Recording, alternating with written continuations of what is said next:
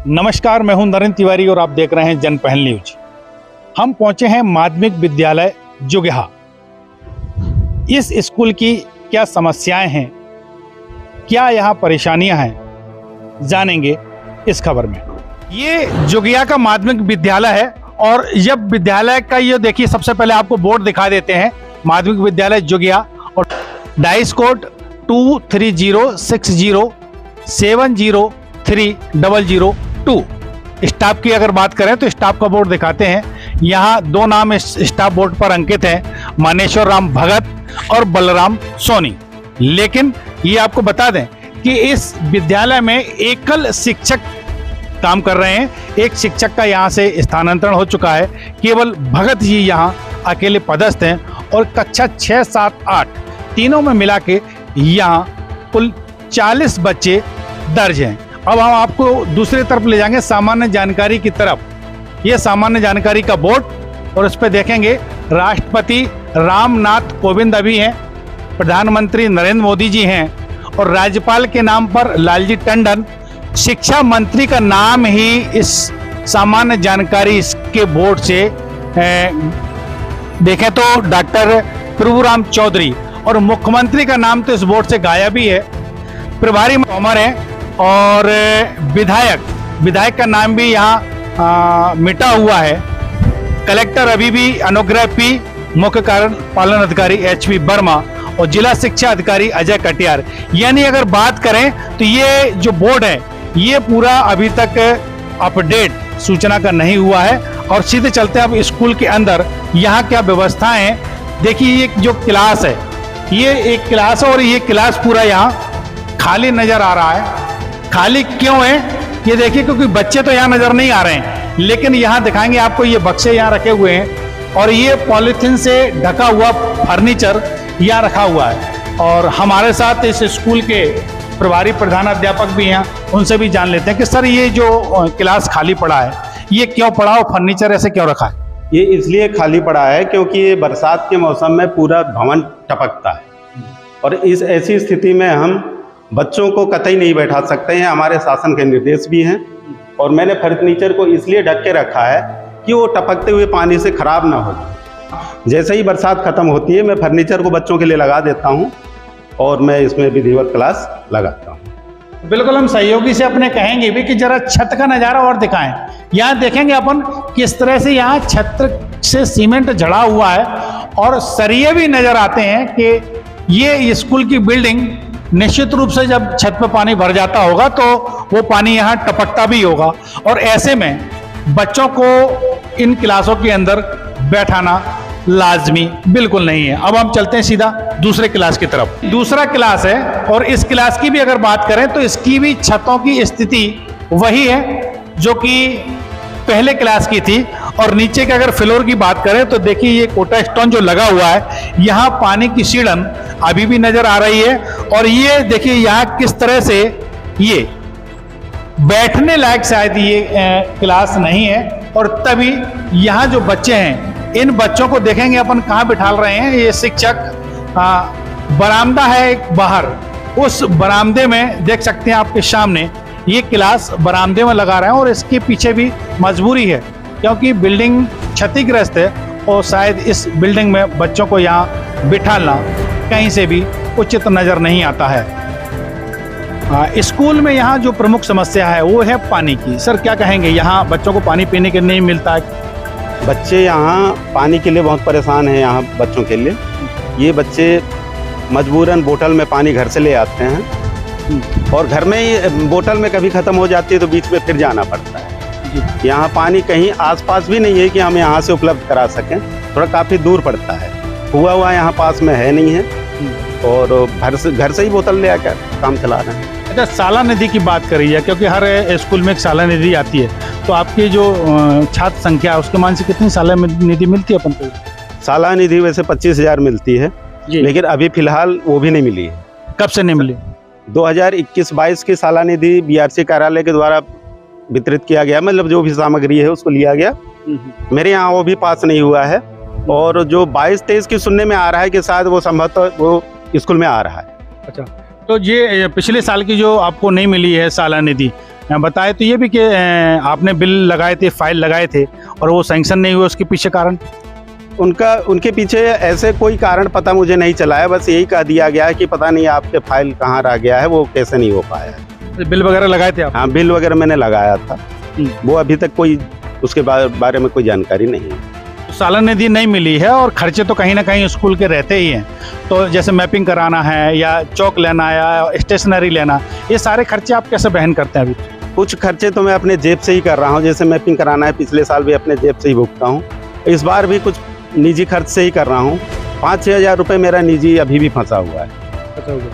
क्या उम्मीद करते हैं अगर पैसा नहीं मिला तो ऐसे तरह से कब तक पैसा फंसाते रहेंगे आप अपना? नहीं, अब पैसा फंसा नहीं पा रहा हूँ, इसलिए मैंने भी उम्मीद करना छोड़ दिया कि पता नहीं मेरा पैसा फंसते जाएगा। छोटी मोटी खर्च मैं ज़रूर यहाँ कर लेता हूँ, जो बच्चों को जानकारी, आवश्यक जानकारी है, वो सब मैं अपने निजी खर्च से कर लेता हूँ। तो बिल्कुल ये बाकी की स्कूलों की तरह यहाँ भी वही स्थिति है, सालाना निधि इनको भी नहीं मिली है क्योंकि उसका वितरण बीआरसी ऑफिस से हुआ है।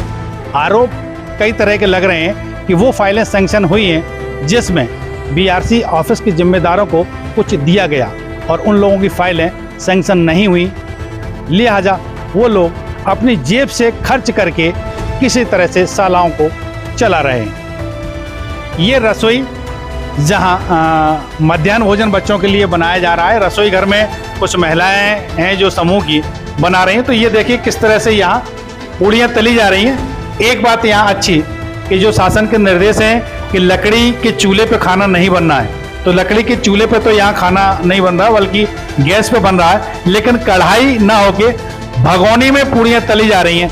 बहन जी क्या नाम है आपका? रुकमा। क्या क्या बनाया आज? पूड़ी, रवा, हाँ, और सब्जी। सब्जी काहे की बनी? रेन की।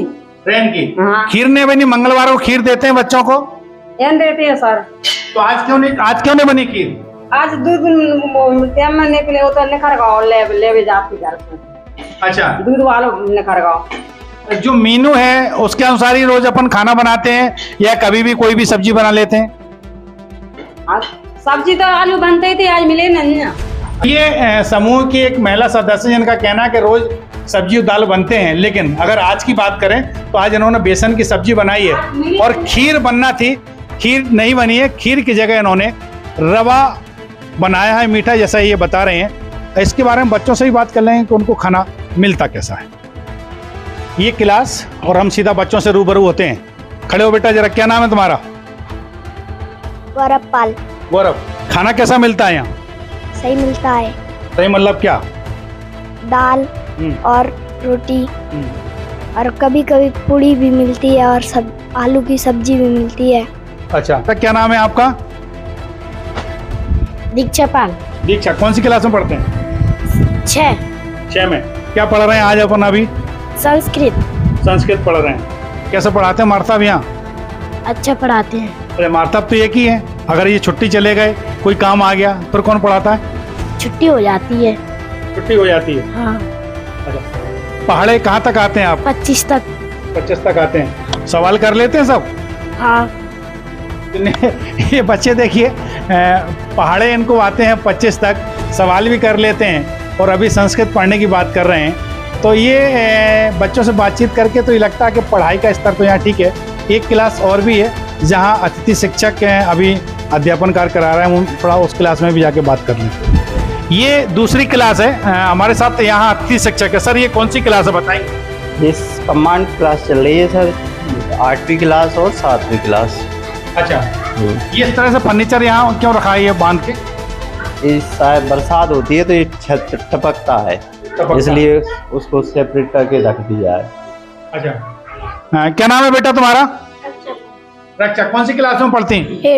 8 में। क्या पढ़ रहे हैं अभी गणित कर रहे हैं। मैथ। क्या कर रहे हैं गणित में? कौन से चैप्टर कर रहे हैं? 2। इंग्लिश आती है पढ़ना? दिखाओ जरा, इंग्लिश पढ़ के कोई किताब निकालो। Lesson 1 The Ruin. Bloats sail on the revise, and ships sail on the seas.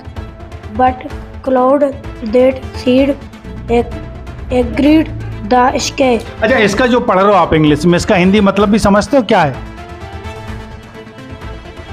कोई बात नहीं। जब अपन इंग्लिश पढ़ रहे हैं तो अपन को क्या हिंदी का उसका अर्थ भी पता होना चाहिए कि इसका इंग्लिश तो हमने पढ़ा लेकिन इसका हिंदी में मतलब क्या हुआ।